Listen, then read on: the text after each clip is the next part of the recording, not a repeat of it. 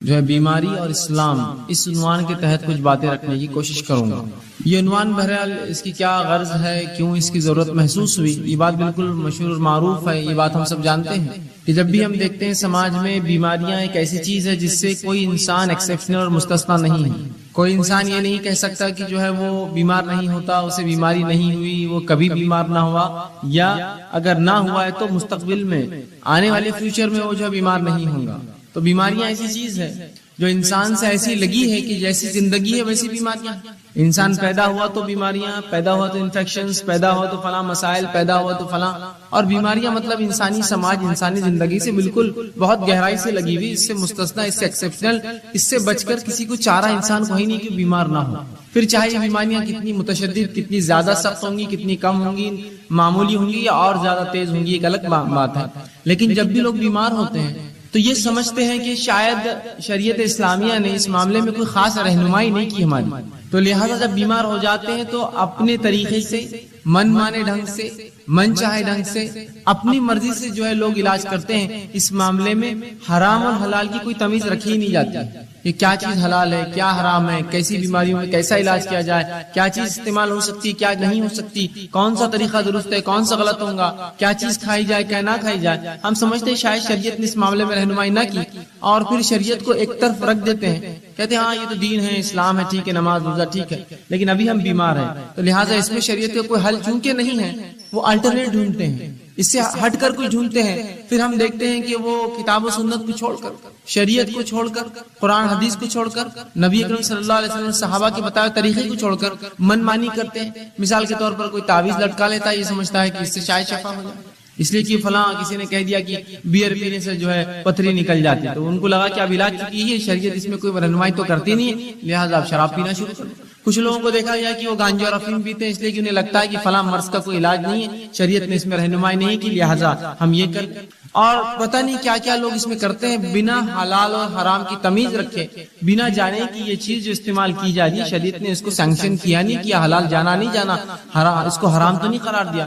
اور اس معاملے میں جب کوئی کہتا ہے بھائی حرام ہے حلال، تو کہتے دیکھو ہم بیمار ہیں، ہماری تکلیف ہم کو معلوم ہے، آپ ذرا خاموش بیٹھ جائے تو اچھا ہے، اس معاملے میں ہمیں کرنے دیجیے، ہم کر رہے ہیں، اگر مجھے اس سے سکون ملتا ہے تو میں اسی کو اختیار کرتا ہوں۔ جیسا بہت سے لوگوں کو مرگی کا مسئلہ ہوتا ہے تو دن بھر گانے سنتے رہتے ہیں، کار میں بیٹھے گانا لگا دیا، موبائل ہینڈ سیٹ میں گانا لگا دیا، گھر کے اندر گانا لگا دیا، اس لیے کہ ان کو لگتا ہے سکون اس کے بغیر حاصل نہیں ہوگا، جبکہ شریعت نے واضح طور سے بتایا کہ حرام چیزوں سے علاج نہیں ہو سکتا۔ تو ہم یہ سمجھتے ہیں جب بیمار ہو جاتے ہیں کہ شاید اب شریعت میں ایسی کوئی رہنمائی نہیں، لہٰذا منمانی کی جائے، اب جو چاہے کرو، جیسے چاہے علاج کرو، حرام حلال کی کوئی تمیز نہیں، چاہے میوزک کا اس میں استعمال ہو، چاہے ناچنا گانا اس میں پڑے، چاہے شراب پینا پڑے یا کوئی اور کام کرنا پڑے، سب کرو، اس لیے کہ اس معاملے میں ہم جو ہے لاوارث جیسے یا بنا سرپرستی کے چھوڑ دیے گئے، اب بہرحال معاملہ ہم کر سکتے ہیں۔ اسی لیے اس عنوان کو ہم نے خاص طور سے انتخاب کیا کہ اسلام کیسے رہنمائی کرتا بیماری کے تعلق سے، بیماری اور اسلام کہ ان دونوں کا تعلق ہے۔ نبی اکرم صلی اللہ علیہ وسلم جو ہے ساری انسانیت کے لیے آئے تھے، اور آپ نے تمام ان شعبوں کے اوپر جو ہے رہنمائی کی، مسلمانوں کی اور انسانوں کی، جو شعبے انسانوں کو جو ہے جو باتیں ان کی جو ہے درپیش آتی ہے، یہ کیسے ہو سکتا ہے جو شریعت اتنی باریک باریک باتوں کو بیان کرے، وہ اتنا بڑا ایک شعبہ انسانی زندگی کا بیماری اس کو چھوڑ دے اور ہمیں ہماری رہنمائی نہ کرے، بلکہ شریعت نے رہنمائی کی، بہت زبردست رہنمائی کی، بہت گہرائی سے رہنمائی کی، بہت اچھے ڈھنگ سے رہنمائی کی۔ یہ ہماری بد نصیبی ہے کہ اس چیز کو ہم جاننے کی نہ کبھی کوشش کرتے ہیں، نہ اس پر ہم نے کبھی عمل کیا، اور ہماری ان کوتاہیوں کو ہم یہ سمجھتے ہیں کہ شریعت نے اس معاملے ہماری رہنمائی نہیں کی۔ یاد رکھیے اس کو جاننے کی ضرورت۔ جب آپ شریعت کو پڑھیں گے، یہ شریعت ایسے ایسے شعبوں میں، ایسی ایسی جگہوں پر رہنمائی کرتی ہے جہاں ہم توقع بھی نہیں کرتے کہ ہاں شاید رہنمائی ہوئی۔ مثال کے طور پر ایک انسان اپنی ازدواجی زندگی، میاں بیوی کے رشتے کیسے قائم رکھے، شریعت نے یہاں بھی رہنمائی کی۔ کچھ لوگ سمجھیں گے یہ تو بے حیائی ہے، یہ بے حیائی نہیں، یاد رکھیے یہ طریقہ زندگی ہے۔ اگر وہاں رہنمائی نہ کرتا تو پھر انسان تو منمانے ڈھنگ سے اختیار کرتا اور انسان نہیں جانور بن جاتا۔ تو اس جگہ بھی شریعت نے رہنمائی کی جس جگہ کے اندر جو ہے عموماً لوگ جو ہے شرمائیں گے کہنے کے لیے، اور نبی اکرم صلی اللہ علیہ وسلم نے جو کہ سب سے باحیا شخصیت تھی، وہ باتیں بھی بتائی حیا کے باوجود، تاکہ آنے والی نسلوں کو اس مسئلے میں بھی رہنمائی. تو وہ دین اور شریعت اور وہ نبی کیسے لوگوں کو اس معاملے میں رہنمائی نہ کرے کہ بیماری کا کیا معاملہ ہے, بیماری میں اسلام کیا معاملہ دیتا ہے, بیمار کے ساتھ کیا سلوک ہو, کن چیزوں سے علاج کیا جائے, کون سی چیزیں حلال ہے, کون سی چیزیں حرام ہے, کن چیزوں کی تاکید کی گئی, صحت کی حفاظت کس طرح کی جائے, صحت کی اہمیت کیا ہے, بیمار ہو جائے تو کیا کیا کیا جائے, بیماری بڑھ جائے تو کیا کیا ہے, بیمار کرسی کے لیے کیا کیا جائے, اگر مرض الموت اتنا اس کا مرض بڑھ گیا کہ موت کی قریب ہے تو موت کے قریب کیا کیا جائے, اگر مرنے لگے تو مرتے وقت کیا کیا جائے, اور اگر مر جائے تو مرنے کے بعد کیا کیا جائے. یہ تمام رہنمائی شریعت نے کی ہے. مکمل طور سے ہمارے بیماری سے لے کر علاج سے لے کر شفا یا غیر شفا کی حالت لے کر اور موت اور پھر بالکل موت کے بعد کے تمام معاملات بتائے. میں انشاءاللہ آپ کو بیماری کے تعلق سے حلال و حرام چند باتیں, وہ چیزیں جن سے نبی اکرم صلی اللہ علیہ وسلم نے علاج کیا, اور وہ چند رہنمائی کی بیمار سے کیسے بیمار پرسی کرے, بیماری کا مومن کو کیا فائدہ ہوتا ہے, یہ تمام باتیں آج آپ کے سامنے رکھنے کی کوشش کروں گا. میں نے آپ کے سامنے جو ہے سورہ بنی اسرائیل سورہ نمبر 17 اس کی آیت نمبر 82 تلاوت کی. اللہ فرماتا ہے وَنُنَزِّلُ مِنَ الْقُرْآنِ مَا هُوَ شِفَاءٌ وَرَحْمَةٌ لِّلْمُؤْمِنِينَ, کہ ہم نے جو قرآن کو نازل کیا اس کے اندر جو ہے مومنوں کے لیے شفا اور رحمت ہے. وَلَا يَزِيدُ الظَّالِمِينَ إِلَّا خَسَارًا, اور ظالموں کو اس کے میں خسارے کے علاوہ, ظالموں کو اس سے نقصان کے علاوہ کچھ نہیں ملتا. مطلب یہ پتا چلا کہ اللہ رب العزت نے جو قرآن نازل کیا اس میں شفا ہے, یاد رکھیں, اور شفا جسمانی, شفا نفسیاتی یا روحانی جس کو ہم کہتے ہیں, دونوں ہی شفا قرآن میں. ایک آدمی جس پہ کوئی جن حاوی ہو یا مریض ہو کسی بیماری کا, ذہنی اعتبار سے آپ قرآن پڑھیے, آپ دیکھیں گے اس کو سکون اور اطمینان ملتا ہے. تو یہ روحانی شفا بھی ہے. اسی طرح جسمانی شفا بھی ہے. بہت ساری بیماریوں میں نبی اکرم صلی اللہ علیہ وسلم نے قرآن کو پڑھنے کی تاکید کی. قرآن کے فضائل میں یہ تمام باتیں بہرحال آ سکتی ہے. آپ فضائل قرآن کے عنوان پر یہ باتیں جو پڑھ سکتے ہیں, تحقیق کر سکتے ہیں. بہرحال آئیے, تو اللہ نے فرمایا کہ ہم نے اس قرآن کو نازل کیا جس کے اندر مومنوں کے لیے شفا ہے اور رحمت ہے, اور ظالموں کو اس کے اندر خسارہ ہے. ظالموں کے لیے تو قرآن نقصان ہے, اس لیے کہ وہ اس لیے کہ اللہ کی کتاب مان کر اس کو نہیں پڑھتے, ان کے لیے ہدایت نہیں ہے اس کے اندر, لہٰذا وہ خسارہ اٹھاتے ہیں. ورنہ مومنین کے لیے تو شفا ہے اور رحمت ہے اس قرآن کے اندر, اور اسی مقصد کے تحت اللہ نے اس کو نازل کیا. وَنُنَزِّلُ, ہم نے اس کو نازل کیا یہ مقصد کے تحت کہ مومنوں کو شفا اور رحمت اس سے حاصل ہو, اور ظالموں کو اس سے نقصان کے سوا اور کچھ حاصل نہیں ہوتا. یاد رکھیے. اسی طرح نبی اکرم صلی اللہ علیہ وسلم کا ایک فرمان سنن ابن ماجہ کی ایک حدیث میں نے آپ کے سامنے تلاوت کی. اللہ کے رسول صلی اللہ علیہ وسلم فرمایا کہ اللہ رب العزت نے ایسی کوئی بیماری نہیں جس کو نازل کیا. اس حدیث سے پتہ چلتا ہے کہ بیماری اللہ کی طرف سے آتی ہے. رسول اللہ فرماتے ہیں ان اللہ لم ينزل, کیا ایسی کوئی بیماری نہیں جس کو اللہ نے نازل کیا لیکن اس کی شفا, اس کی دوا بھی نازل کر دی, اس کا علاج بھی نازل کر دیا. شفان فتداؤ, تو لہذا تم دوا کرو, علاج کراؤ. تو یہاں اس حدیث میں نبی اکرم صلی اللہ علیہ وسلم وضاحت کر دی کہ ایسی کوئی بیماری نہیں ہے جس کو اللہ نے نازل کیا ہو. تو پتا چلا بیماریاں آسمان سے آتی ہے, اللہ بیماریاں دیتا ہے لوگوں کو, لیکن اس کا علاج بھی اتارتا ہے ان بیماریوں کے ساتھ. فتداؤ, تو لہٰذا تم دوا کرو, علاج کرایا کرو. تو پتا چلا علاج کرانا چاہیے. بیماریاں اللہ کی طرف سے, بیماری اللہ بہرحال مختلف, کبھی سزا کے طور پر, کبھی آزمائش کے طور پر لوگوں کو دیتا ہے, اور اس کے بعد ہمیں حکم یہ آیا, اس کی دوا اللہ نے اتاری ہے, لہٰذا تم اس کے لیے دوا کرو, اس کے لیے علاج کرو. تو اس حدیث میں ان لوگوں کے لیے بھی تاکید ہے جو سمجھتے ہیں کہ علاج کرانا درست نہیں, بس بیماری ہے تو بس توکل کرو, اللہ پر بھروسہ کرو, بیماری کو سہتے رہو, بلکہ آپ علاج کرا سکتے ہیں. نبی اکرم صلی اللہ علیہ وسلم کا دوا کرو, علاج کرواؤ بیماری کا. اسی طرح ہم دیکھتے ہیں بیماری جو ہوتی ہے یہ صحت کا الٹ ہوتی ہے. انسانی جسم کی جو کیفیات ہوتی ہیں جس پہ انسان جیتا ہے جو سماج میں, وہ دو ہی کیفیات ہوتی ہے, ایک صحت مندی کی اور ایک بیماری والی کیفیت. اب یہ ہو سکتا ہے کہ صحت مند ایک انسان مکمل ہو یا بیمار ہو, اور بیمار چاہے کچھ فیصد ہو یا کچھ زیادہ ہو یا کچھ زیادہ ہو. مختلف بیماریاں ہوتی ہیں, جیسے مثال کے طور پہ انسانی جلد پہ کچھ ہو جائے, بیماری ہے, لیکن انسان اس سے بہت زیادہ پریشان نہیں ہوتا, ایک زندگی گزار سکتا ہے. کبھی جسم کی کسی ایک اعضاء میں بیماری ہوتی ہے جس سے اس کو تکلیف ہوتی ہے, کبھی پورے جسم میں اس کو بیماری ہوتی ہے, یا کبھی جو ہوتا ہے کہ اس کا جسم اور جو ہے تمام اعضاء کے اندر بیماریاں ہوتی ہیں, مختلف بہرحال چیزیں ہوتی ہیں. تو اس چیز کو ہمیں سمجھنے کی ضرورت ہے کہ اللہ کے رسول نے علاج کرانے کا حکم دیا, ٹھیک, ہمیں جو ہے علاج کرانے کا حکم دیا, اور بیماریاں جو ہے یہ صحت کا, یاد رکھیے, الٹ بیماریاں صحت کا الٹ ہوتی ہیں. تو اس چیز کو ہمیں سمجھنے کی ضرورت ہے کہ ایک انسان یا تو صحت مند ہوگا یا تو بیمار ہوگا, اس سے ہٹ کر کوئی تیسری اس کی حالت نہیں ہوتی, یا صحت مند اور بیماری کے بیچ میں تھوڑا زیادہ بیمار, یا کچھ صحت اور کچھ بیماری, یہ بہرحال ہو سکتا ہے. یاد رکھیے.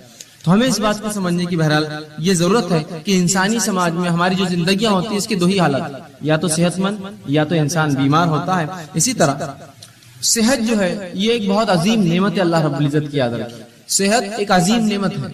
اس لیے کہ اس کے تعلق سے بار بار نبی اکرم صلی اللہ علیہ وسلم نے بیان کیا ہے. تو صحت کو ہم غنیمت جانیں, اس عظیم نعمت کا ہم جو ہے زبردست فائدہ اٹھائیں. آئیے صحت کتنی عظیم نعمت اور دولت ہے. نبی اکرم صلی اللہ علیہ وسلم فرماتے ہیں, صحیح مسلم کی روایت, آپ نے فرمایا قوی مومن بہتر ہے اس اور اللہ کے نزدیک زیادہ محبوب ہے بنسبت اس کے جو کمزور مومن ہے. قوی مومن جو جسمانی اعتبار سے طاقتور مومن ہے, اللہ کے نزدیک زیادہ محبوب ہے بنسبت اس کے جو کمزور مومن ہے. حالانکہ خیر دونوں میں ہے, خیر دونوں مومن میں, اس لیے دونوں ایمان والے, لیکن جو طاقتور ایمان والا ہے وہ اللہ کے نزدیک بہتر ہے. سوال یہ ہے طاقتور ایمان والا اللہ کے نزدیک کیوں بہتر ہے؟ اس لیے بہتر ہے اللہ کے نزدیک ایک طاقتور, اس لیے کہ جب اس میں طاقت ہوتی ہے جسمانی اعتبار سے تو وہ ڈٹ کر نوافل ادا کرتا ہے, ڈٹ کر کماتا ہے تو ڈٹ کر زکات ادا کرتا ہے. اللہ کے گھر کا حج کر سکتا ہے, اس لیے کہ صحت ہو تو پھر حج کریں گا, بیمار آدمی کے لیے بہت مشکل ہوتا ہے. اللہ کے گھر کے طواف اور عمرے کر سکتا ہے, اور بہت سارے فائدے یاد رکھیے ایسا شخص جو اٹھا سکتا ہے. تو لہذا اس لیے فرمایا ایک قوی مومن اللہ کے نزدیک زیادہ محبوب ہے بنسبت کمزور مومن کے. حالانکہ خیر دونوں میں ہے, اچھائی دونوں میں ہے, برے کوئی بھی نہیں ہے, لیکن طاقتور مومن صحت مند مومن کو فوقیت حاصل ہے کمزور مومن پہ, یاد رکھیے. اسی طرح صحت کی اہمیت بتاتے ہوئے نبی اکرم صلی اللہ علیہ وسلم فرماتے ہیں, جامع ترمذی کی روایت ہے, اس حدیث کو اگر ہم سمجھ لیں تو انشاءاللہ بڑا فائدہ اٹھا سکتے ہیں اپنی صحت کا. آپ صلی اللہ علیہ وسلم فرماتے ہیں اور کہتے ہیں اللہ کی دو نعمتیں ایسی ہیں اللہ کی دو نعمتیں ایسی ہیں جس کا بہت سے لوگ فائدہ نہیں اٹھاتے. کیا فرما رہے نبی اکرم صلی اللہ علیہ وسلم؟ اللہ کی ایسی بہت ساری نعمتیں ہیں جن کا مومن فائدہ نہیں اٹھاتے. مطلب پتہ ہی چلا کہ اس کا فائدہ اٹھاؤ, اگر الگ انداز میں بلایا تو مانا ہی فائدہ اٹھاؤ. تو اللہ کی بالخصوص دو نعمتیں ایسی ہیں جس کا ہم لوگ جو ہے فائدہ کم اٹھاتے نہیں اٹھاتے. اور فرمایا پہلا صحت. دو چیزیں نعمتیں اللہ کی ایسی ہیں جس کا لوگ فائدہ نہیں اٹھاتے, اور خطاب ہم مسلمانوں سے. پہلا صحت کا فائدہ اٹھانا چاہیے, اس لیے کہ دوسری کی روایت میں جامع ترمذی کی آپ نے فرمایا صحت کا فائدہ اٹھا لو اس سے پہلے کی بیماری آ جائے. تو صحت کا فائدہ نہیں اٹھاتے آپ فرما رہے. دوسرا جو نعمت اللہ کی جس کو ہم ضائع کرتے ہیں وہ کیا ہے؟ آپ فرماتے ہیں دوسرا والفراغ اور خالی وقت. یہ دو نعمت اللہ کی عظیم نعمت ہیں, ایک صحت اور خالی وقت. اور رسول اللہ فرماتے ہیں ان دو کا مومن فائدہ نہیں اٹھاتے. اور واقعی میں بات کتنی سچ ہے کہ جب اللہ ہمیں صحت دیتا ہے تو ہم کوئی کام نہیں کرتے ہیں, جب بیماری آتی تو ذکر و اذکار, صدقات, نوافل سب کا میں جوش جاگ جاتا ہے. جب صحت کی کیوں نہیں فائدہ اٹھایا؟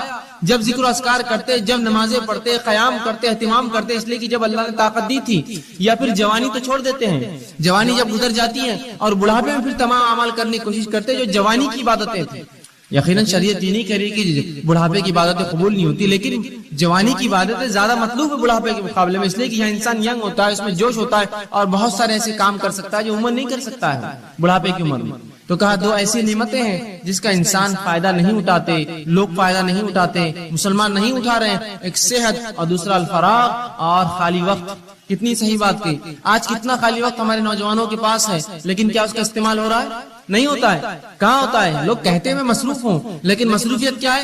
2 گھنٹے 4 گھنٹے کہیں جا کے اور اس کے بعد خالی وقت بیٹھے ہیں, کبھی کھا رہے ہیں, کبھی کھیل رہے ہیں, کبھی بیٹھ رہے ہیں, کبھی چائے کی دکان پہ, کبھی ہوکو پارلر کے اندر ہے, تو کبھی جم میں پڑے ہوئے, تو کبھی سوئمنگ پول پہ خالی وقت گنوا رہے, تو کبھی گھومنے پھرنے جا رہے ہیں. گویا اگر ایک انسان پورا 1 مہینہ اپنا شیڈول نکالے, اپنا ٹائم ٹیبل بنائے, تو دیکھیے اس کے اندر سے میں سمجھتا ہوں بمشکل ہر روز 2 سے 3 گھنٹے ایسے جو واقعی میں جینوین یقینی طور سے وہ جو کچھ کام کرتا ہے, باقی سب رکامہ ہوتا ہے, خالی ہوتا ہے, اور فالتو کاموں کو وہ کام سمجھتا ہے. تو کتنی صحیح بات آپ صلی اللہ علیہ وسلم فرمائی. 2 نعمتیں ہم ضائع کرتے ہیں, ایک صحت, دوسرا خالی وقت. صحت کا استعمال کر لیجئے اس سے پہلے بیماری آئے, خالی وقت کا استعمال کر لیجئے اس سے پہلے کہ اللہ ایسی مصروفیت دے پھر آدمی خالی ترستا رہے, کاش یہ ٹائم ہوتا تو یہ کرتا, کاش یہ وقت ہوتا تو یہ کام کرتا. 2 نعمتوں کا رسول اللہ فرماتے ہیں. تو پتہ چلا صحت بڑی عظیم نعمت ہے, تبھی کہا جا رہا ہے کہ ان 2 نعمتوں کو لوگ فائدہ نہیں اٹھاتے ہیں. اسی طرح جامع ترمذی کی روایت ہے, آپ صلی اللہ علیہ وسلم فرماتے ہیں, بہرحال جو پہلی حدیث میں نے اس سے پہلے بیان کی وہ صحیح بخاری کی روایت ہے, جامع ترمذی کی روایت ہے. آپ صلی اللہ علیہ وسلم فرماتے اور کہتے ہیں اللہ کی نعمتوں میں سے جن کا سوال روز محشر سب سے پہلے ہونے والا ہے. اللہ کی نعمتوں میں سے جس کا سوال قیامت کے روز, آپ صلی اللہ علیہ وسلم فرماتے ہیں کہ قیامت کے روز جو اللہ رب العزت کی نعمتیں ہیں جن کے تعلق سے سوال کیا جائے گا, اور سب سے پہلے جس کا سوال کیا جائے گا, آپ فرماتے اور کہتے ہیں کہ سب سے پہلے اس سے پوچھا جائے گا کہ کیا میں نے صحت مند جسم نہ دیا تھا. جو اللہ رب العزت بندوں سے سوال کریں گا اس میں سب سے پہلا سوال کیا ہونے والا ہے, رسول اللہ فرماتے ہیں وہ یہ ہوگا کیا میں نے صحت مند جسم نہیں دیا تھا, بتا اب کیا کیا. کیا کیا اس کا؟ کیا جواب دیں گے؟ اللہ صحت دی تھی تو میں نے تو منشیات میں، نشوں میں، تمباکو خوری کے اندر، سگریٹ نوشی کے اندر جسم کو برباد کیا، کھیل کود کے اندر وہ کام نہیں کر پائے. یہ جواب دیں گے؟ سوال ہونے والا ہے. صحت دیا تھا، جسم دیا تھا، اچھا کیا کیا، کیا استعمال کیا، کتنی نمازیں پڑھی، کتنے نوافل کا اہتمام کیا، مال و دولت دیا تھا، اس کے ساتھ صحت دی تھی، کتنے حج اور عمرے کیے تو نے، کیسے اپنی صحت کو لگایا، میری راہ میں کوئی کوشش کی، مومنوں کی کبھی مدد کی، مصیبت زداؤں کے لیے آگے بڑھا، جو جسمانی قوت تھی اس کا استعمال کیا، اس کے ساتھ مالی اثر. سوال ہونے والا جسم دیا تھا، کیا کیا، کیا جواب دیں گے ہم؟ بلکہ ایک روایت میں آتا ہے کہ اللہ پوچھیں گا میں نے جسم دیا تھا، کس چیز میں اس کو برباد کیا تو نے، اس جسم کو کہاں لگایا، وہ جسم تو نے کہاں اس کو بوسیدہ کر کے آیا. کیا جواب دیں گے ہم؟ آج ہم دیکھتے ہیں کہ لوگ یا ہمارے نوجوان طبقہ جو ہے بوڑھے ہوتے جا رہے ہیں، کام کر کے تھک گئے، اور نوجوان سستی اور کاہلی کے اندر اتنے ہی زیادہ آگے بڑھے ہوئے کہ انسان گھر کا بوڑھا کام کر کے تھکا ہوا ہے، اور نوجوان جو ہے بالکل آرام کر رہے ہیں، ان کو کوئی فکر نہیں، نہ گھر کی، نہ کمانے کی، نہ آگے چیزوں کی. اللہ رب العزت کو یاد رکھیے، اگر اللہ نے کتنا بھی دیا، یہ جسم جو اچھا دیا ہے صحت مند، قیامت کے روز سوال ہونے والا ہے کیا کیا.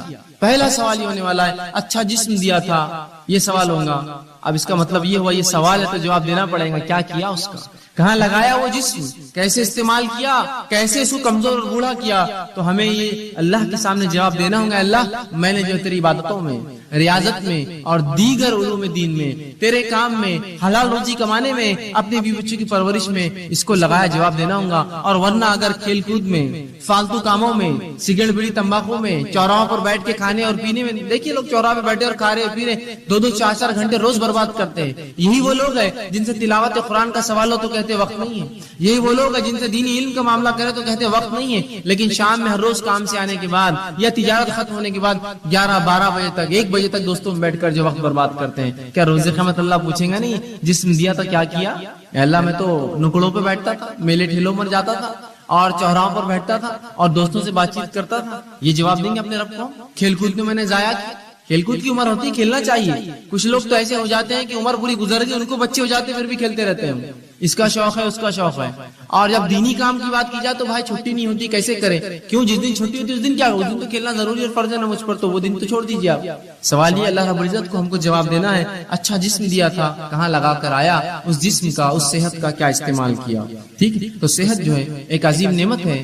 اب جب یہ نعمت ہے تو ہر نعمت کی حفاظت کرنا پڑتی ہے، یاد رکھیے. اسی طرح صحت کی بھی حفاظت کرنا پڑے گی، اور مومن کے لیے صحت کی حفاظت کرنا فرض ہے. میرے اور آپ کے لیے اپنی صحت کی حفاظت کرنا فرض ہے. گویا ہر وہ چیز جو صحت کے خلاف جاتی ہے اس کو ہم استعمال نہیں کر سکتے ہیں. اور یہ بات کتنی درست ہے کہ ایک انسان اگر آپ میرے گھر آئے اور میرے گھر آ کر تشریف رکھے اور میں آپ کو جو ہے رکابی کے اندر بسکٹس لا کر دوں اور کہوں کہ بسکٹ کھانے سے ہو سکتا ہے آپ مر جائیں، یا یہ چائے میری پی لیجیے، ہو سکتا ہے یہ چائے پی کر آپ کو کینسر ہو جائے، اور آپ کو لا کر کھانا کھلاؤں، اچھا کھانا، بریانی، نان خلی، اور کہوں یہ کھانا کھانے کے بعد ہو سکتا ہے آپ جو ہے کچھ دن کے بعد جو ہے گلے کے کینسر سے، یا جو ہے منہ کے کینسر سے، یا دانتوں کے کینسر سے، یا جسم کے سڑنے سے آپ مر سکتے ہیں، یہ نوش فرمائی، تو کیا وہ چیز آپ کھائیں گے؟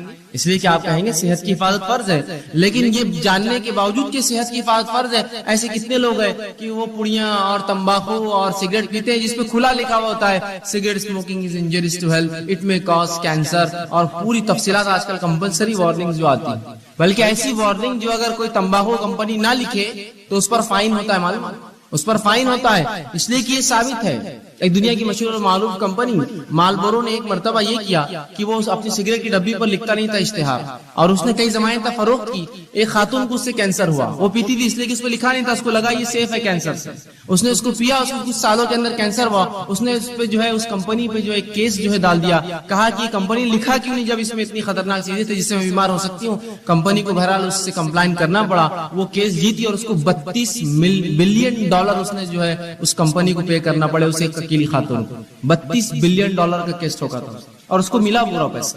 اس لیے کہ انہوں نے کیوں نہیں چھاپا اپنے اس پر، جبکہ معلوم تھا اس کو 3 سال میں کینسر ہو سگریٹ پینے، اس کو لگا اس سے کینسر نہیں ہوتا، اچھی برانڈ کی کمپنی ہے سگریٹ.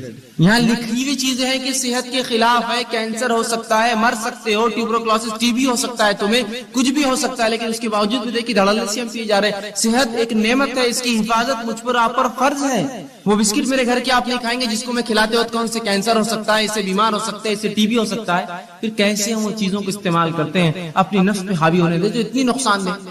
اور صحت کی حفاظت فرض ہے، تو یاد رکھیے اپنی صحت کی حفاظت اور دوسروں کی حفاظت ہم کو کرنا ہے. یہ نہیں کہ ہم اپنی صحت کی حفاظت کر دوسروں کو نقصان پہنچائیں. یہ بات ان کے لیے بھی ہے جو لوگ اللہ کی جو نعمت صحت ہے اللہ دیتا ہے تو اس کو خراب کاموں میں استعمال کرتے ہیں اور بوسیدہ کرتے ہیں اس میں، اور یہ نہیں دیکھتے کہ اس سے صحت کا کیا نقصان ہے. یاد رکھیے صحت کی حفاظت فرض ہے، اس لیے کہ اللہ کی دی گئی نعمت ہے، اور اگر صحت نہ ہوئی تو کوئی عبادت آپ اور میں نہیں کر سکتے. سوچی مت کہ ہم کبھی عبادت کر پائیں گے زندگی بغیر صحت کی. عبادت کیسے کریں گے بتائیے؟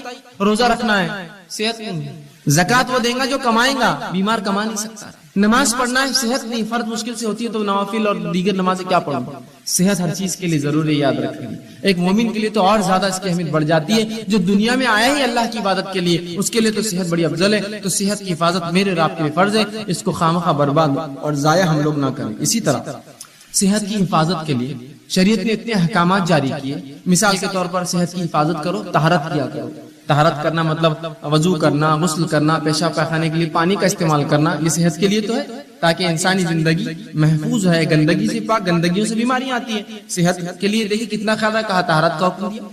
اسی طرح جو ہے کھانے پینے میں حرام اور حلال کی تمیز بتائی کہ دیکھو یہ حلال ہی حرام ہے. حرام چیزیں تمام صحت کے لیے نقصان دہ، حلال چیزیں تمام فائدے مند ہیں. تو کہا یہ حلال ہی حرام ہے. تو دیکھیے یہاں بھی شریعت نے تاکید کی صحت کی حفاظت کے لیے. اسی طرح جو ہے ایسے کاموں سے انسانی جسم کو روکا، انسانوں کو روکا جو اس کے جسم کو ہلاک کر سکتے ہیں، جیسے زنا اور دیگر اور ایسے کام جو غلط بدفعلی انسان شرمگاہ سے کر سکتا ہے. کہا یہ تمام کام بہت خطرناک ہوتے ہیں. آج انسانیت دیکھ رہی جن لوگوں نے جو ہے یہ سمجھا کہ یہ جو رشتے ہوتے ہیں، یہ جو نکاح ہوتے ہیں، سب فالتو چیزیں، بس انسانی زندگی ایسی ایسا جانور ہوتا ہے، بس گزارو، جہاں چلا منہ مار دو، جہاں چلا شرمگاہ کے کسی کے ساتھ استعمال کر لو. آج دیکھیے کتنی بدترین بیماریوں میں ملوث ہے. کسی کو ایڈز ہے تو آج کل STDs جو ہوتے ہیں، سیکچولی ٹرانسمیٹڈ ڈیزیز کی بھرمار. تو کہا زنا کے قریب نہ جانا. دیکھیے صحت کی حفاظت کے لیے کہا نا، زنا کرو گے تو اتنی گندی گندی بیماریوں میں ملوث ہو جاؤ گے. تو صحت کی حفاظت. اسی طرح اچھا کھانا کھانے کا حکم دیا کہ اچھا کھانا کھاؤ، حلال اور طیب چیزیں کھاؤ. اسی طرح جو ہے کسرت کرنے کا حکم دیا کہ صحت کو اچھا رکھو، جس کے لیے کسرت ورزش کیا کرو. اسی طرح کھیل کود کا بھی حکم دیا، وہ کھیل کود جو انسانی جسم کو اور سماج کے لیے فائدے مند ہوتے، جیسا گھڑ سواری ہو سکتا ہے، آرچری ہو سکتا ہے، شوٹنگ ہو سکتا ہے، جو انسانی نفس کو فائدہ دے، کچھ اس میں جو ہے ایسے ہنر پیدا کرے جو فائدے مند ہے. تیرنا سیکھے، یہ سب اچھی چیزیں، سائیکلنگ کرے، رننگ سیکھے، یہ سب انسانی. تو کسرت کا حکم دیا، کھیل کود کا حکم دیا، اور بہت ساری ایسی دیگر احکامات سنائے تاکہ ایک مومن صحت مند رہے. یاد رکھے صحت کا شریعت نے بڑا خیال رکھا، اور اسی کے لیے حرام حلال، اچھا اور برے کی تمیز رکھی. یہاں مت جاؤ، یہاں جاؤ، یہ مت کرو، یہ کرو. یہ سب صحت کے لیے. طہارت کرو، طہارت کیا کرو. یہ تمام چیزیں میری اور آپ کی صحت کے لیے شریعت نے کی. صحیح مسلم کی ایک روایت آتی ہے، نبی اکرم صلی اللہ علیہ وسلم فرماتے اور کہتے ہیں کتنا دیکھیے اس امت کی صحت کا آپ نے خیال رکھا. اور رسول اللہ فرماتے ہیں، یہ غائب کے علم میں سے آپ فرماتے اور کہتے ہیں، برتن کو اور پانی کی جو تھیلیاں ہوتی تھی اس زمانے میں چمڑے میں پانی بھرا جاتا تھا، تو اس کو رات میں باندھ کر رکھا کرو.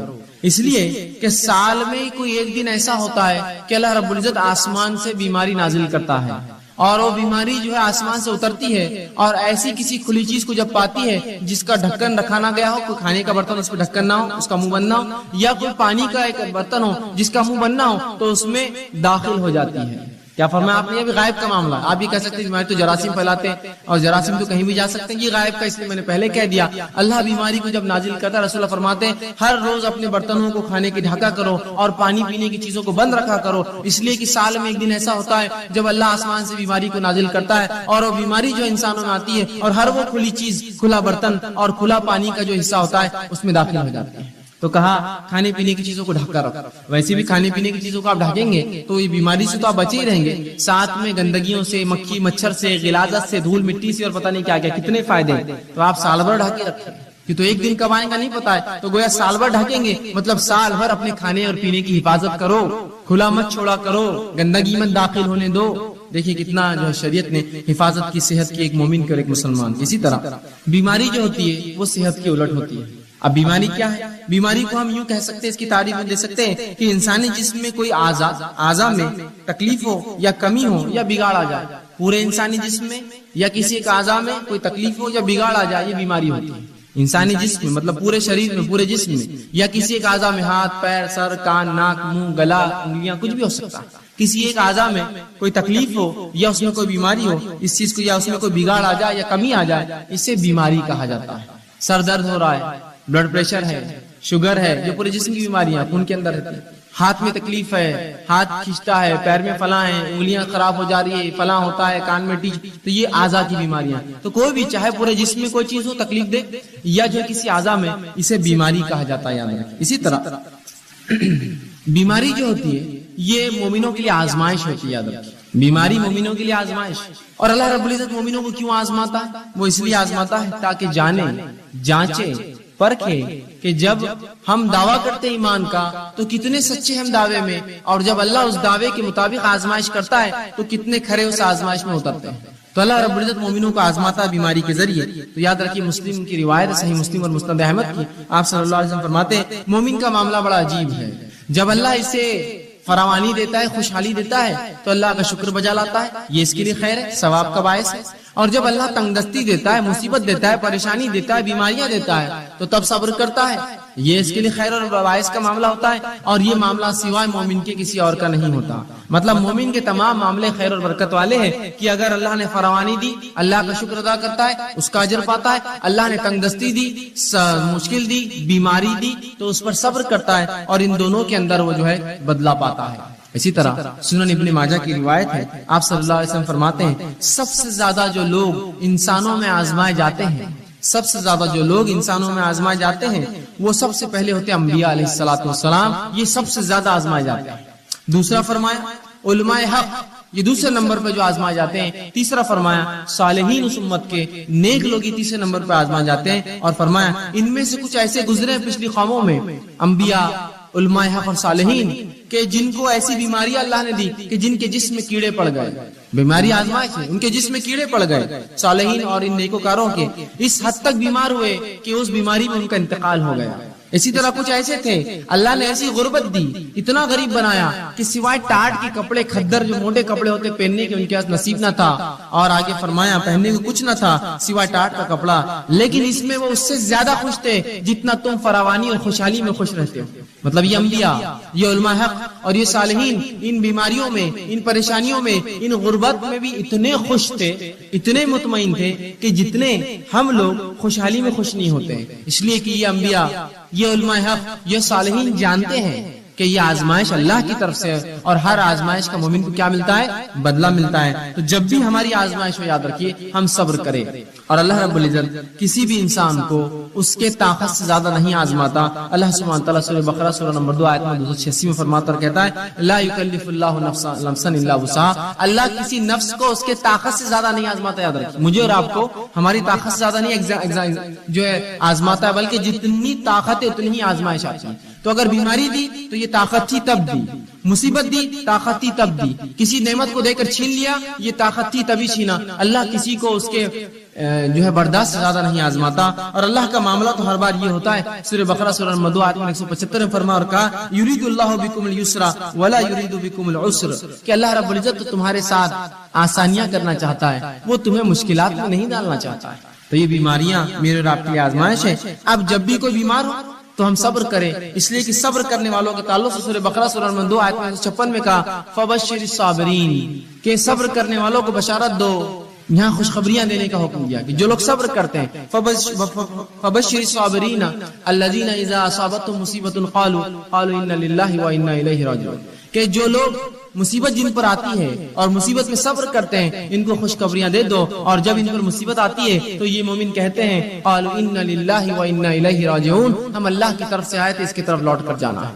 تو ہمیں صبر کرنا چاہیے. اللہ کسی کو اس کی طاقت سے زیادہ نہیں آزماتا. جب آزمائش ہوتی تو ہمیں صبر کرنا چاہیے. آئیے صحیح بخاری اور صحیح مسلم کی روایت ہے، آپ صلی اللہ علیہ وسلم فرماتے اور کہتے ہیں جب ایک مسلمان کو کوئی ایذا پہنچتی ہے، تکلیف پہنچتی ہے، بیماری کی شکل میں، کسی کی موت کی شکل میں، کسی اعضاء کے ضائع ہونے کی شکل میں، کسی اور اس میں مصیبت، پیسے میں، مال میں کمی، اولاد میں کمی، پھلوں میں کمی، روزی میں کمی، جب کسی ایک مومن کے تعلق سے آپ فرماتے ہیں مسلم کو ایذا یا بیمار ہوتا ہے تو اللہ تعالیٰ اس کے گناہوں کو ایسا دھو دیتا ہے جیسے ایک جھاڑ جس پر سوکھی پتیاں ہوں وہ سوکھنے سے گر جاتی ہیں. ایک مومن کو جب تکلیف، مصیبت، بیماری آتی ہے تو اللہ اس کے گناہوں کو ایسا اس سے الگ کر دیتا ہے جیسے کہ ایک جھاڑ جس کے پتے سوکھ چکے ہیں وہ اس سے الگ ہو جاتے ہیں. ایسے مومن کے گناہ جو ہے بیماری کی وجہ سے، مشکل اور تکلیفوں کی وجہ سے دور ہو جاتے ہیں. تو ہر تکلیف جو مومن کو ہے اگر صبر کرے تو باعث اجر بنتی ہے، اس کے گناہ اس سے جھڑ جاتے ہیں. اسی طرح سنن ابو داؤد کی روایت ہے، آئیے وہ لوگ جو بیمار رہتے ہیں، پریشان ہوتے ہیں، پریشان مت ہوئیے. سنیے نبی اکرم صلی اللہ علیہ وسلم کیا فرماتے ہیں اور کہتے ہیں. آپ فرماتے ہیں اللہ مسلمانوں کے گناہ بیماریوں کی وجہ سے دھو دیتا ہے. اللہ مسلمانوں کے گناہ بیماریوں کی وجہ سے دھو دیتا ہے، اس حد تک کہ جیسے سونا اور چاندی کے میل کو آگ الگ کر دیتی ہے، بیماریاں مومن سے اس کے گناہوں کو ویسی الگ کر دیتی ہے جیسے آگ سونے اور چاندی کے میل کو الگ کر دیتی ہے. آپ جانتے ہیں نا، سونے چاندی کو صاف کرنے کے لیے اس کو آگ میں ڈالا جاتا ہے، پگھلنے کے بعد سونا چاندی جو ہے رہ جاتا ہے اور غلاظت اوپر آتی ہے، اس سے نکال لی جاتی ہے. تو آپ سب فرماتے ہیں بیماریاں مومن کو ایسا پاک کرتی ہے گناہوں سے جیسا آگ سونے اور چاندی کے میل کچیل کو نکال دیتی ہے. تو جو مومن بیمار ہوتا ہے وہ اس کی طاقت کے مطابق اللہ بیماری دیتا ہے، اسے کام ہے وہ صبر کرے، صبر کرنے کا بدلہ زبردست پاتا ہے. اسی طرح جب انسان بیمار ہو جائے تو علاج کرانا مستحب اور سنت ہے. یاد رکھیں ہر شخص کوشش کرے علاج موجود ہو تو ضرور علاج کروائے، اس لیے کہ نبی اکرم صلی اللہ علیہ وسلم کی روایت ہے، سنن ابن ماجہ کی حدیث ہے کہ اللہ رب العزت نے ایسی کوئی بیماری نازل نہ کی سوائے اس کے کہ اس کا علاج نازل کیا، تو لہٰذا تم لوگ جو ہے علاج کراؤ. جو خطبے میں نے حدیث آپ کے سامنے، تو اس حدیث سے پتا چلا ہمیں علاج کروانا چاہیے. اب جب پتا چلا علاج کروانا چاہیے، اللہ نے ہر بیماری کا علاج نازل کیا ہے، اب اس معاملے میں کیا احتیاط کرے، کیسے علاج کرے؟ تو آئیے حرام چیزوں سے علاج کرانا یاد رکھے جائز نہیں ہے. وہ چیزیں جن کو شریعت نے حرام قرار دیا ہے وہ چیزوں سے علاج جائز نہیں ہے. اس کے تعلق سے نبی اکرم صلی اللہ علیہ وسلم فرماتے ہیں، طبرانی کی روایت حدیث آپ فرماتے ہیں ان اللہ لم یجعل شفاءکم فیما حرم علیکم. جو چیزیں اللہ نے تم پر حرام کی ہے اللہ نے اس میں شفا نہیں رکھی ہے. سمجھ گیا بات کو؟ حرام اشیاء کے اندر اللہ نے شفا رکھی ہی نہیں ہے، اس میں کبھی فائدہ ہو ہی نہیں سکتا. گو تھوڑے وقت کے لیے ایسا لگتا ہو کہ فائدہ ہے لیکن وہ شفا کبھی نہیں دے سکتا. اس لیے کہ رسول اللہ نے فرما دیا جن چیزوں کو اللہ نے تم پر حرام قرار دیا ہے اس میں کسی قسم کی شفا نہیں رکھی ہے. تو لہٰذا وہ اشیاء جو حرام ہیں، نشے کی چیزیں ہو سکتی ہے، دیگر اور چیزیں ہو سکتی ہے جو شریعت نے حرام قرار دی، ان کو کر کے ہم یہ نہ سمجھیں کہ اس سے فائدہ ہو سکتا ہے، اس سے شفا مل سکتی ہے، پھر چاہے بیماری جو ہے وہ نفسیاتی ہو یا جسمانی ہو. یاد رکھیں حرام چیزیں کر کے شفا حاصل نہیں کی جا سکتی، رسول اللہ نے اس کی وضاحت کر دی. تو جب بھی اب مجھے اور آپ کو اگر ہم بیمار ہو جائے علاج کروانا ہے تو حلال چیزوں سے علاج کروانا پڑیں گے، حرام چیزوں میں اللہ رب العزت نے شفا نہیں رکھی. اسی طرح اب کوئی شخص بیمار ہو جائے تو بیمار ہونے کے بعد یاد رکھیے قرآن و حدیث سے جو دم ثابت ہے، جو پڑھ کر پھونکنا چاہیے، دوا کے ساتھ یہ بھی کرنا چاہیے. جہاں حرام دواؤں کا استعمال یا حرام اشیاء کا استعمال دواؤں میں درست نہیں ہے، اس میں کوئی شفا نہیں ہے. اسی طرح یہ بات یاد رکھیے کہ انسان کبھی کبھار بیمار ہوتا ہے، بیماری ایسی ہوتی ہے کہ اس کو جو ہے جہاں دعا کی ضرورت ہے وہاں دوا اور دعا دونوں کی ضرورت ہوتی ہے. آج بہت سارے لوگ اس کی گواہی دیں گے، ایسے بہت ساری تھراپیز نکلی ہے جن تھراپیز میں یہ ہوتا ہے کہ صرف مریض کی آنکھ پر ہاتھ پھیرا جاتا ہے، صرف ہاتھ پھیرا جاتا ہے اور اس سے اس کو فائدہ ہوتا ہے. صرف ہاتھ پھیرتے ہیں، آپ جائیے ان کے پاس خالی ہاتھ پھیرتے ہیں، جبکہ نبی اکرم صلی اللہ علیہ وسلم نے اپنی زندگی میں تمام کام کر کے بتا دیا. آپ لوگوں کے پاس جاتے، ان پر دعا پڑھ کر دم کرتے اور سہلاتے ان کو، وہ اعضاء کے اوپر ہاتھ رکھتے جہاں بیمار ہیں.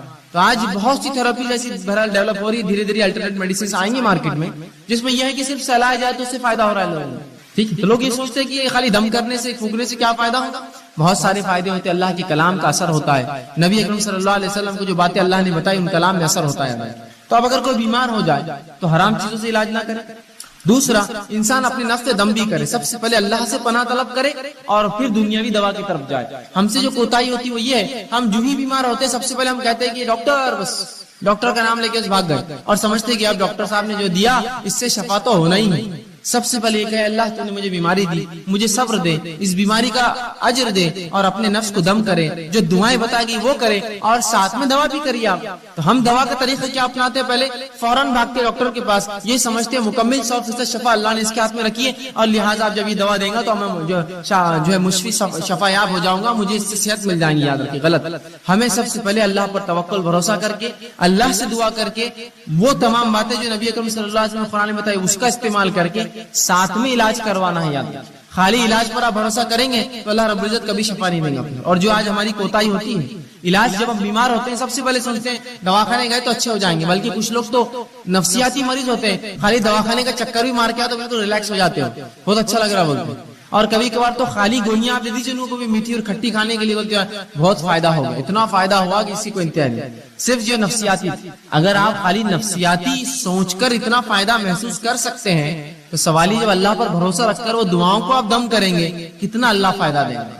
آدھی بیماری کا مسئلہ تو وہیں حل ہو جاتا ہے، تو کوشش کرے کہ اپنے نفس پہ دم کرے۔ آئیے وہ تمام باتیں جو نبی اکرم صلی اللہ علیہ وسلم نے بتائی دم کے تعلق سے، مختصر کچھ روایتیں آپ کے سامنے رکھتا ہوں۔ نبی اکرم صلی اللہ علیہ وسلم فرماتے اور کہتے ہیں دم کے تعلق سے لا باسا بالرقا ما لکم یکن فیہ شرک، کہ ایسے دم کرنے میں، ایسی چیز پڑھ کر دم کرنے پھونکنے میں کوئی حرج نہیں جس کے اندر شرک نہ ہو۔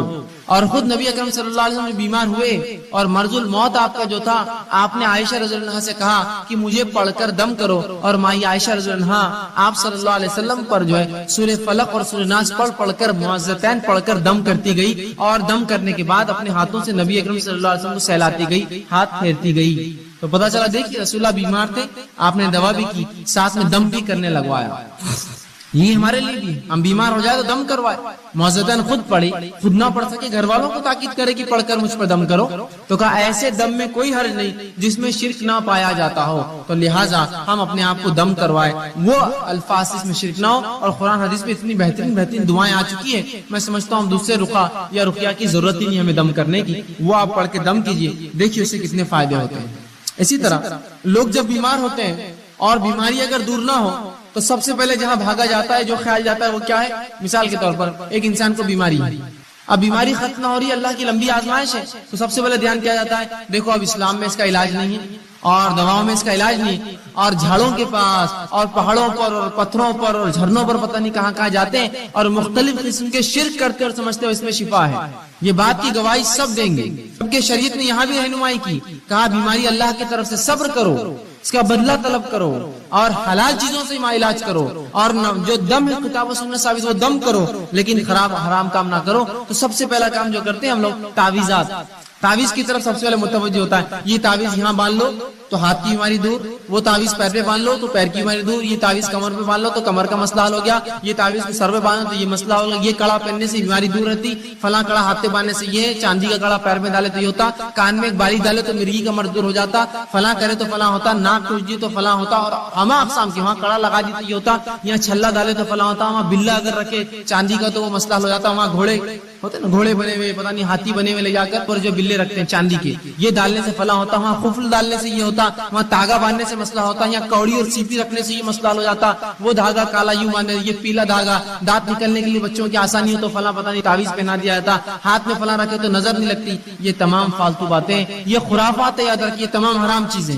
نبی اکرم صلی اللہ علیہ وسلم نے جہاں پڑھ کر دم کرنے کا حکم دیا، وہیں تعویذ اور گنڈوں کی حرمت یاد رکھیے بیان کی کہ یہ تعویذات کچھ نہیں کر سکتے انسان کو۔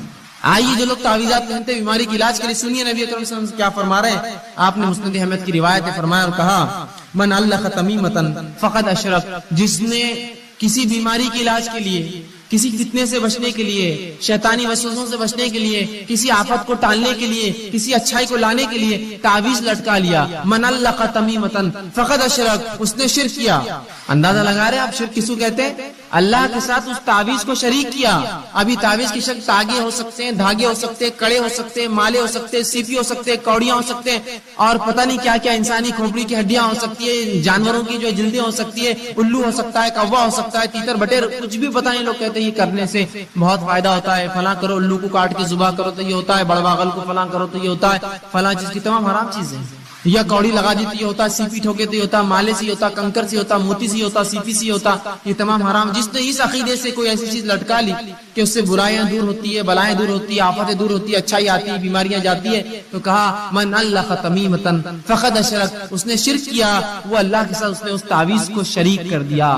اب حوصل بولتے تاگا تو ہے، کیا ہوتا ہے یہ تاگا؟ اگر ہاتھ پر رہ گیا اور مر گئے تو آخرت میں اللہ رب العزت رب نہ ہوا، آخر میں اللہ کہیں گا اس تاگے سے ہی مانگ لے جو مانگنا ہے، میرا بندہ تو کہاں تھا، تو نے تو اس پہ اعتقاد رکھا، کیا برا حال ہوگا۔ آئیے سنیے نبی اکرم صلی اللہ علیہ وسلم آگے کیا فرماتے، مسند احمد کی یہ بھی روایت آپ فرماتے من علق تمیمۃ فلا اتم اللہ لہ ومن علق ودعۃ فلا ود اللہ لہ۔ سنیے اللہ کے رسول فرماتے ہیں جو تعویذ گلے میں لٹکا دے اللہ اس کی کبھی مراد پوری نہ کرے. رسول اللہ بدوا دے رہے ہیں اسے. جو تعویذ گلے میں لٹکا لے اللہ اس کی مراد کبھی پوری نہ کرے. اور جو کوڑیاں اور سیپیاں، نبی اکرم صلی اللہ علیہ وسلم کے زمانے میں لوگ جانوروں کی چیزوں کی حفاظت کے لیے کوڑی اور سیپی لٹکاتے، مطلب تعویذ لٹکاتے بیماری نہ آنے کے لیے، کوڑیاں اور سیپی لٹکاتے کہ برائی نہ آئے، خیر کو لانے والا. تو کہا جو کوڑی اور سیپی لٹکا لے، آپ فرماتے ہیں جو لٹکا لے اللہ رب العزت اسے کبھی آرام نہ دے. جو تعویذ لٹکا لے اللہ رب العزت آپ فرما رہے ہیں کہ اس کو جو ہے کبھی جو ہے اللہ کے رسول فرماتے ہیں کہ اس کی مراد پوری نہ کرے اللہ، جس نیت سے ٹانگ کبھی نہ کرے. اور جو سیپی لٹکا لے، کوڑیاں اس زمانے میں لوگ لگاتے تھے تاکہ اس سے خیر آئے، فرمایا اللہ اس کو کبھی آرام نہ دے. اسی طرح آپ صلی اللہ علیہ وسلم نے مسند احمد کی روایت ہے، ایک شخص کو دیکھا جس کے ہاتھ میں ایک ڈنڈ پر ایک کڑا تھا. بہت سے لوگ کہتے ہیں نا چاندی کے کڑے، چھلے، پتہ نہیں مالے، گلے میں دھاگے تاگے. سن لیجیے وہ لوگ غور سے سنیے. نبی اکرم صلی اللہ علیہ وسلم ایک شخص کو دیکھا کہ ہاتھ میں اس کے کڑا تھا ڈنڈ پر.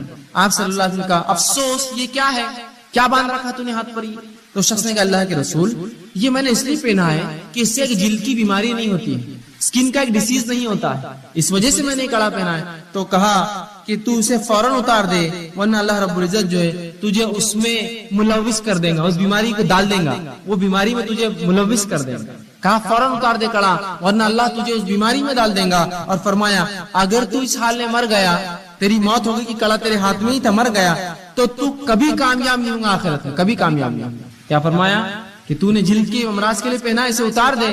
اگر تو نے اسے نہ اتارا تو تجھے بیماری اللہ دے دے گا، اور اگر تو مر گیا اس حالت میں تو آخرت میں تو کبھی کامیاب نہیں ہونے والا، اس لیے کہ تو نے شرک کیا. تو لہٰذا ہمیں حلال چیزوں سے علاج کروانا ہے. تعویذ گنڈوں میں کوئی علاج نہیں ہوتا. یاد رکھیں آپ دعائیں پڑھیے قرآنی، آپ دعائیں پڑھی نبی، یہ علاج کا یاد رکھیے جائز طریقہ ہے. آپ بعض دعائیں جو نبی اکرم صلی اللہ علیہ وسلم نے دم کیا اپنے نفس پر جب آپ بیمار ہوتے تھے، تو آئیے وہ دعائیں آپ کے سامنے رکھتا ہوں. دیکھیے تمام باتیں دنیاوی علاج کے ساتھ چل رہا ہے. آپ دنیاوی علاج کراتے ہوئے یہ تمام کام کر رہے ہیں. یاد رکھیے میں نے یہ نہیں کہا آپ سے کہ آپ دنیاوی علاج چھوڑ دیجیے اور باقی یہی کرتے رہیے، کافی ہے. آپ دواخانے بھی جائیے لیکن پہلے یہ ہوگا اور ساتھ میں پھر علاج کرواتے رہیے اور پھر صبر کرتے رہیے، اللہ سے دعا کرتے رہیے. تو علاج کے ساتھ یہ سب چل رہا ہے، اس لیے کہ یہ دونوں ملیں گے تو شفا ہے. یاد رکھیے آئیے آپ صلی اللہ علیہ وسلم نے جو بعض دعائیں کی شفا کے لیے اس آپ کے سامنے رکھتا ہوں، بس مختصر رکھوں گا. صحیح بخاری کی روایت ہے، آپ صلی اللہ علیہ وسلم جب کسی مریض کے پاس جاتے تو اس کے جسم پر ہاتھ رکھتے اور یہ دعا پڑھتے اس کی شفا کے لیے. دعا یوں اللہم رب الناس اذهب الباس اشفی انت شافی، کہ اے اللہ انسانوں کو پالنے والے، انسانوں کے رب، اس سے تکلیف دور فرما، اس سے تکلیف دور فرما.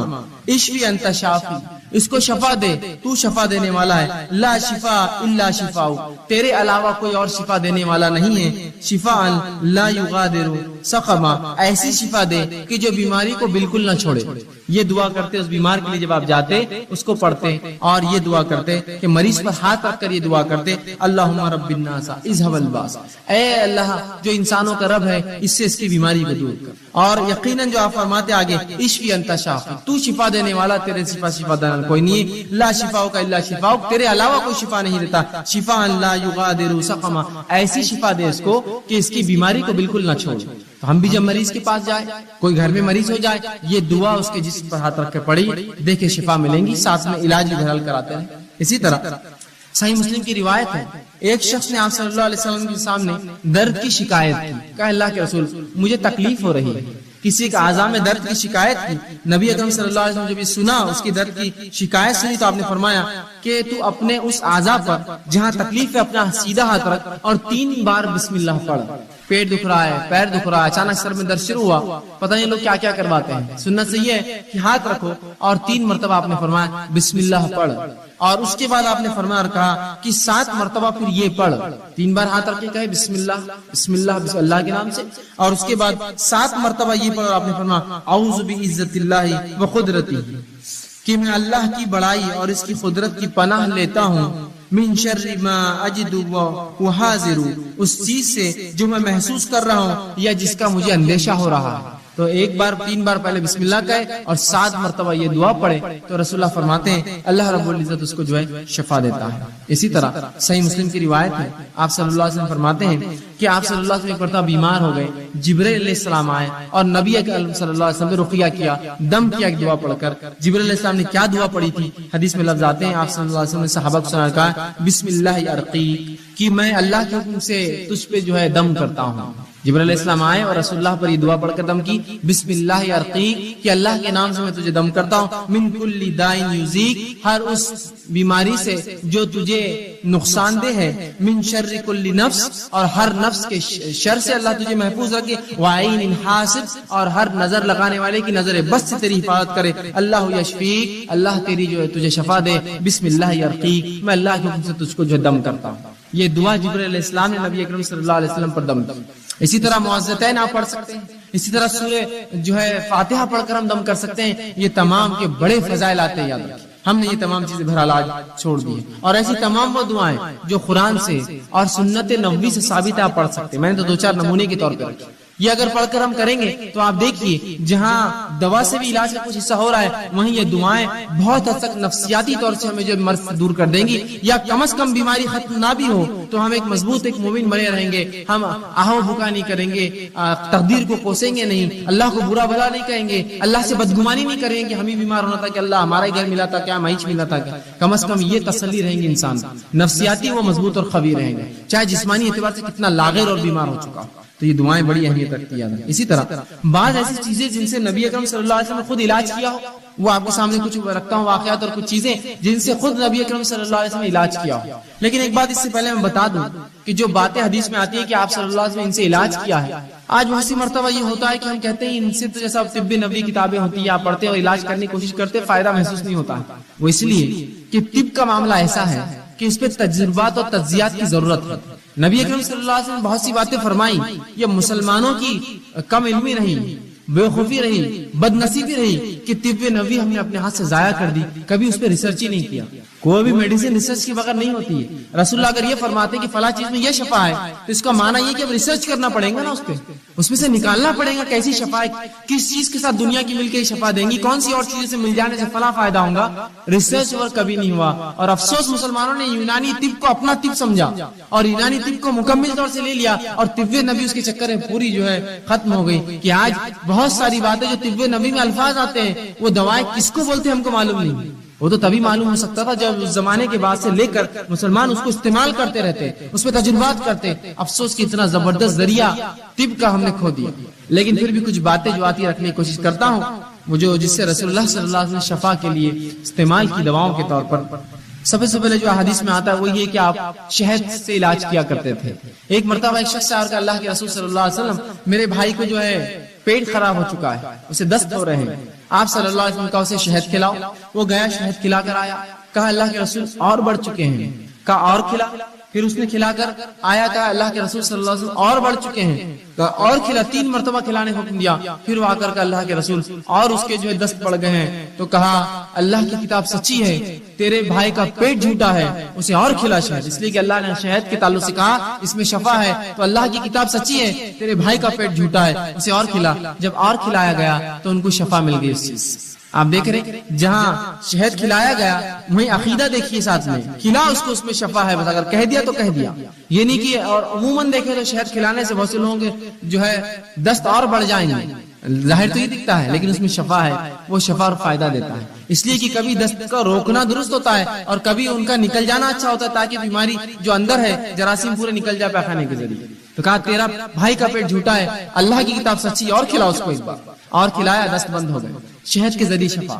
اسی طرح آپ صلی اللہ علیہ وسلم نے زمزم کا استعمال کیا شفا کے لیے، اور فرمایا زمزم جس نیت سے پیا جاتا ہے اللہ اس میں شفا رکھتا ہے۔ یہ علاج بھی ہم کر سکتے ہیں کہ جب حج کو جانا ہو، عمرے کو جانا ہو، جو لوگ جاتے ہیں آپ ان کو کہیے کہ بھائی زمزم ہمارے لیے لائی، یا خود گئے تو خوب پیجیے اس نیت سے کہ اللہ فلاں مرض کے لیے شفا، فلاں مرض کے لیے شفا، فلاں، اس لیے کہ زمزم جس نیت سے پیا تھا فرماتے ہیں اللہ نے اس میں شفا رکھی ہے اس پانی کے اندر، زمزم کا استعمال کیجیے دوا کے لیے۔ اسی طرح گائے کا دودھ یہ بھی بڑا مفید ہے، یاد رکھیں آپ صلی اللہ علیہ وسلم فرماتے ہیں کہ گائے کا دودھ پیا کرو اس میں شفا ہے، اور اس کے پنیر کو کھایا کرو اس میں بھی شفا ہے، اس لیے کہ گائے مختلف قسم کے جو ہے جھاڑ کھاتی ہے جس کی وجہ سے اس کے دودھ میں شفا ہوتی ہے، لیکن اس کے گوشت میں بیماری ہے۔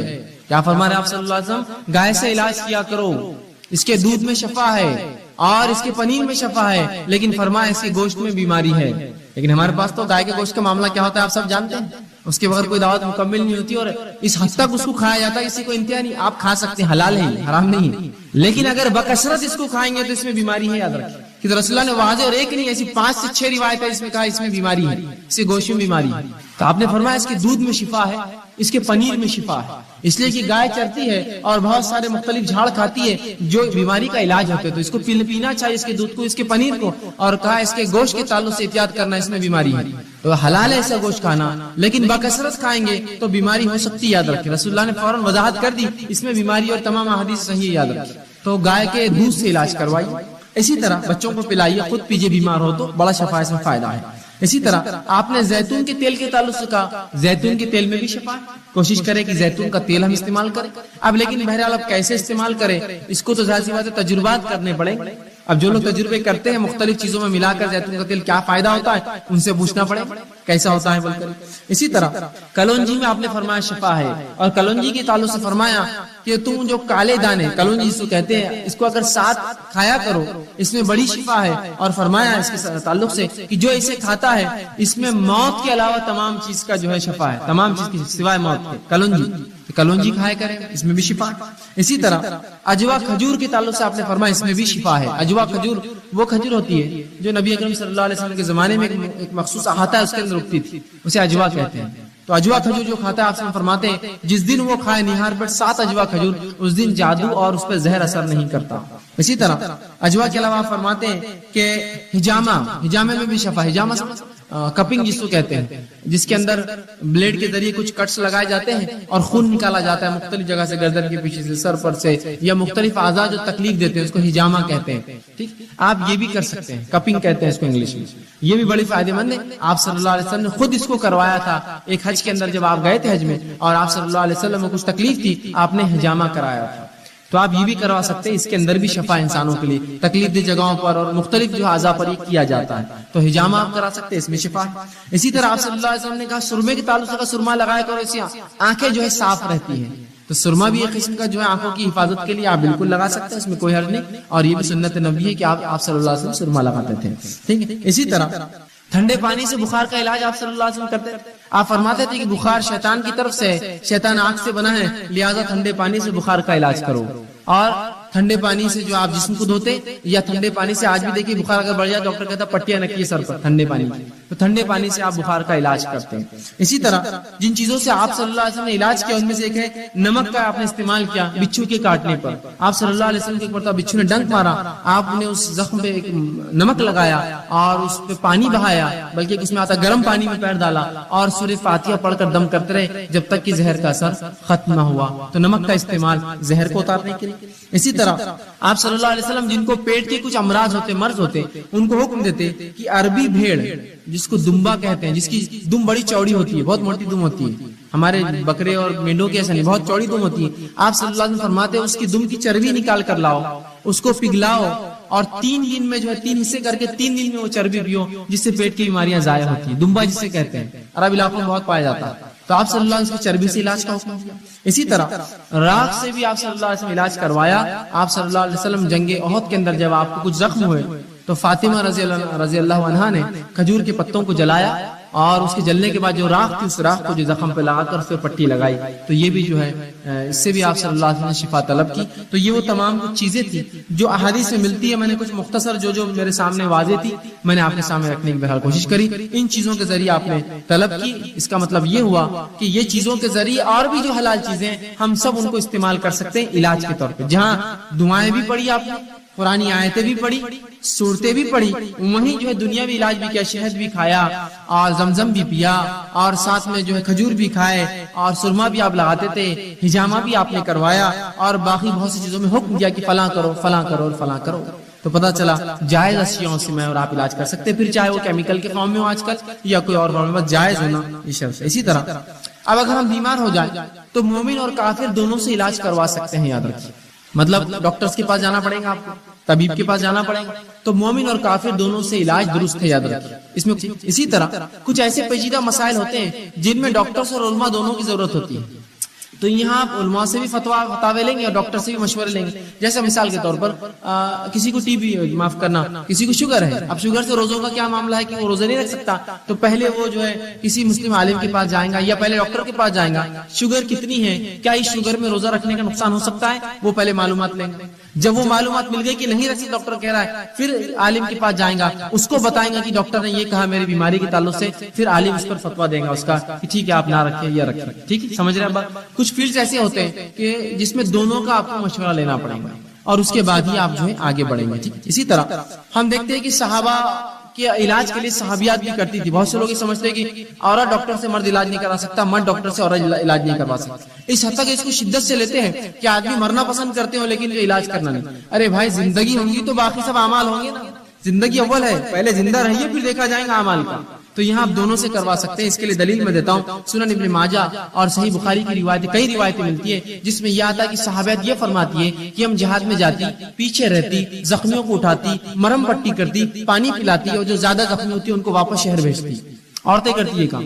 زخمیوں کی مرہم پٹی عورتیں کریں گی تو کیسے کریں گی؟ ظاہر سی بات ہے وہ اپنے ہاتھوں سے کریں گی، مرہم پٹی کریں گی، علاج کریں گی. تو صحابیات ہی کرتی تھی. تو پتا چلا عورتیں مرد کا علاج کر سکتی ہیں، تو اس کا مطلب یہ مرد عورتوں کا علاج بھی کر سکتے ہیں. ٹھیک، بہرحال احتیاط اس میں ضروری ہے کہ خامخواہ کو خوشی سے عورتوں کے پاس نہ جائے علاج کروانے. نہیں ادھر کہاں جا رہے، ادھر چلو ادھر جائیں گے، یہ غلط ہوگا، اس لیے کہ حرام ہے. آپ خامخواہ کیوں جا رہے ہیں؟ اور اسی طرح خامخواہ کو عورت مرد کے پاس نہ، جبکہ عورت موجود ہے. نہیں وہ بہت ہی نکچڑی دکھتی ہے، ہم کو فلاں کرتی ہے، آدمی کتنی اچھی باتیں کرتے ہیں اپنے سے، فلاں نہیں جا سکتے آپ. اس کا نکچڑا پن درست ہے آپ کے لیے، لیکن کسی آدمی کے پاس آپ نہیں جائیں گے عورت کے ہوتے ہوئے. ٹھیک، تو یہ بہرحال ترجیحات ہوں گی. اسی طرح جب بیماری جب انسان کو ہوتی ہے تو بیماری سے پہلے احتیاط ضروری ہے. انگلش میں بھی ایک مثال ہے، prevention is better than cure. علاج سے زیادہ بہتر ہے کہ آپ احتیاط کریں. شریعت بھی احتیاط کا حکم دیتی ہے. یہ ان لوگوں کے لیے خاص طور سے جو یہ کہتے ہیں ارے بیماری کچھ نہیں، اللہ دینا چاہیں گے، جو کرنا ہے کرو، کوئی سردی نہیں ہوتی، کوئی بارش نہیں ہوتی، کوئی دھوپ سے مجھے کچھ نہیں ہوتا، کوئی بیماری میں کچھ نہیں ہوتا، میں کچھ بھی ہے نا، اس حد تک بڑھ جاتے ہیں. کسی کو حد نہیں. ایک صاحب کو میں نے دیکھا، کہا اللہ پر میرا بھروسہ ہے، میں کمزور ایمان کا نہیں ہوں. اور ایک آدمی جس کی آنکھ آئی ہوئی تھی، اس کی آنکھ کا چھپا نکال کے اپنی آنکھ میں ڈالا، اس کا میل نکال کے کہا ہاں میں اللہ پر بھروسہ رکھنے والا مومن ہوں. بولے نہیں ہوتا. یاد رکھیے یہ توکل یہ غیر شرعی توکل ہے، غیر شرعی توکل. اس لیے کہ ان کے پاس ایک دلیل تھی.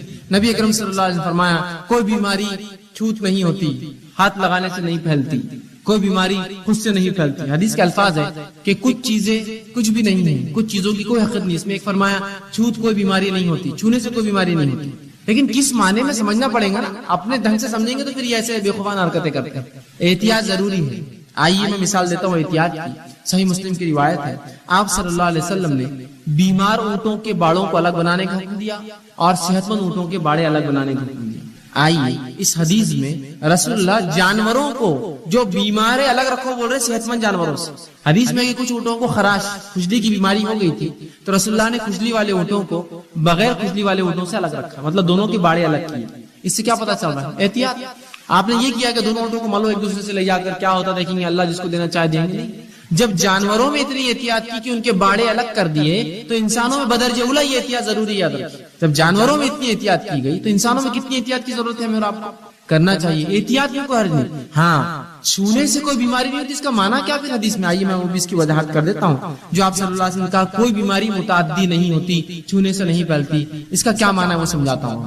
اس کا معنی یہ ہے کہ عربوں میں ایک عقیدہ تھا. نبی اکرم صلی اللہ علیہ وسلم کے زمانے میں ایک بدعقیدگی تھی لوگوں میں. وہ یہ تھی، وہ کہتے تھے کہ بیماری خود سے جانے کی طاقت رکھتی ہے ایک دوسرے کے اندر، خود سے اس کے نفس کے اندر یہ طاقت ہوتی ہے کہ جس کو چاہے لگ سکتی ہے.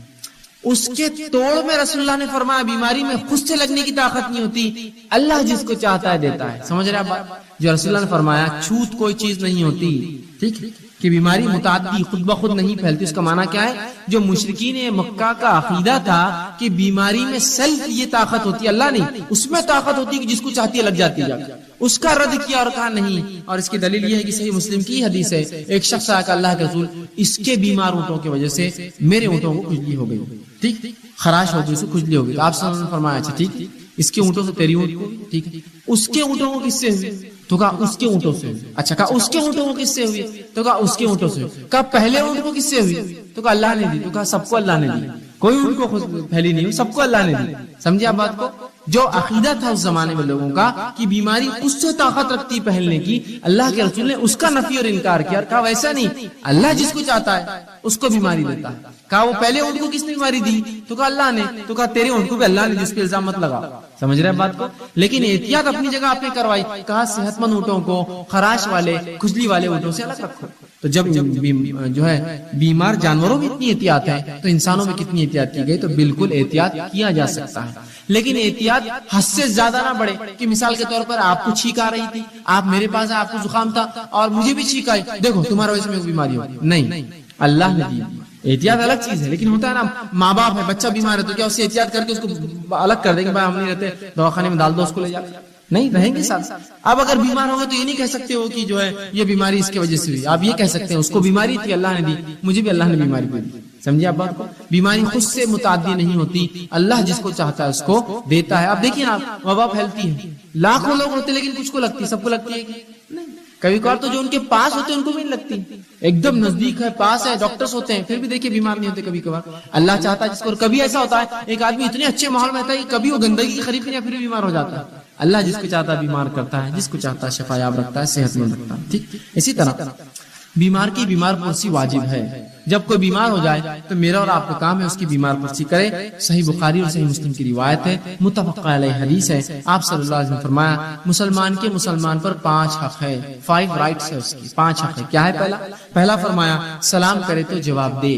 کوئی مسلمان سلام کرے تو آپ خاموش نہیں بیٹھ سکتے، جواب دینا پڑے گا. دوسرا فرمایا بیمار ہو جائے تو عیادت کرے، بیماروں کی عیادت کرنا چاہیے، یہ سنت رسول ہے. اسی طرح تیسرا فرمایا جنازہ مر جائے تو جنازے میں پیچھے جائے چلے.